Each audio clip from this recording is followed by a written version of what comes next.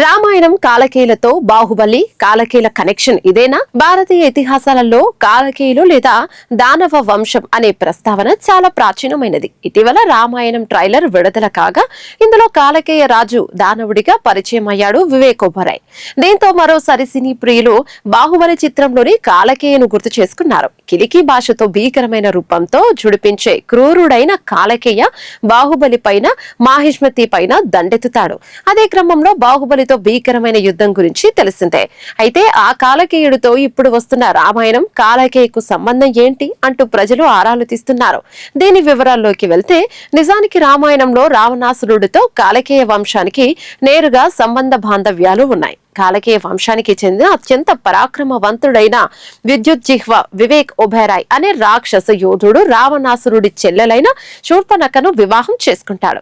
ఆ రకంగా రావణాసురుడికి బావమర్ది బావ అయిన వీరిద్దరి మధ్య తీవ్రమైన అధికార ఆధిపత్య పోరు శత్రుత్వం ఉండేది. చివరికి రావణుడి చేతిలోనే విద్యుజ్జిహ్వ హతమవుతాడు. అయితే ఎస్ఎస్ రాజమౌళి ప్రతిష్టాత్మకంగా తెరకెక్కించిన బాహుబలి చిత్రంలో చూపించిన కాలకేయ తెగకు రామాయణంలోని ఈ కాలకేయ వంశానికి ఏదైనా సంబంధం ఉందా అనే ఆసక్తికరమైన చర్చ ఇప్పుడు హీట్ పెంచుతుంది. పురాణాల ప్రకారం దక్ష ప్రజాపతి కుమార్తె అయిన ధను కశ్యప మహర్షి సంతానాన్ని దానవులు అంటారు.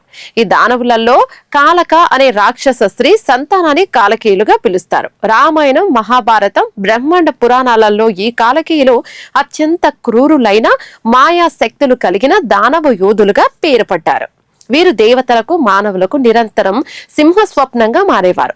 ఈ పౌరాణిక నేపథ్యాన్ని ప్రాతిపాదికగా తీసుకుని తమ ఉనికి కోసం దండయాత్రలు చేసే ఒక క్రూరమైన తెగగా రామాయణంలోని విద్యుజ్జిహ్వ లాంటి పాత్రలను మన వేదాలు సాహిత్యంలో చిత్రించారు. ఇక రాజమౌళి బాహుబలి సినిమా విషయానికి వస్తే ఈ చిత్రంలో చూపించిన కాలకేయుల సైన్యం సంపూర్ణంగా పౌరాణిక ఇతిహాసాల్లోని కాలకేయ వంశం ఆధారంగా రూపుదిద్దుకున్నదే.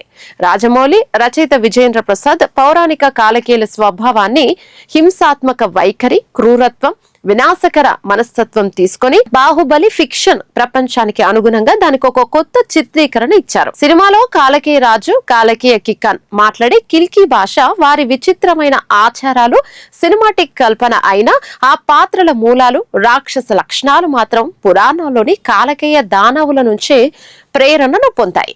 రామాయణంలో రావణాసురుడికి భావగా ప్రత్యర్థిగా కనిపించే విద్యుజ్జిహ్వ వంశమైన కాలకేయులు, బాహుబలిలో మాహిష్మతి రాజ్యంపై దండయాత్ర చేసే కాలకేయులు వేర్వేరు కాలఘట్టాలకు చెందిన వారైనా వారి పౌరాణిక మూలం మాత్రం ఒకటే. ఇతిహాసాల్లో రామాయణ కాలంలో రావణుడి చేతిలో భంగపడ్డ లేదా మహాభారత కాలంలో అర్జునుడి చేతిలో అంతమైన దానవ గుంపులు లేదా గ్రూపులని రాజమౌళి తన బాహుబలి చిత్రంలో మాహిష్మతి రాజ్యానికి నిజమైన విలన్లుగా అద్భుతంగా ఆవిష్కరించారు.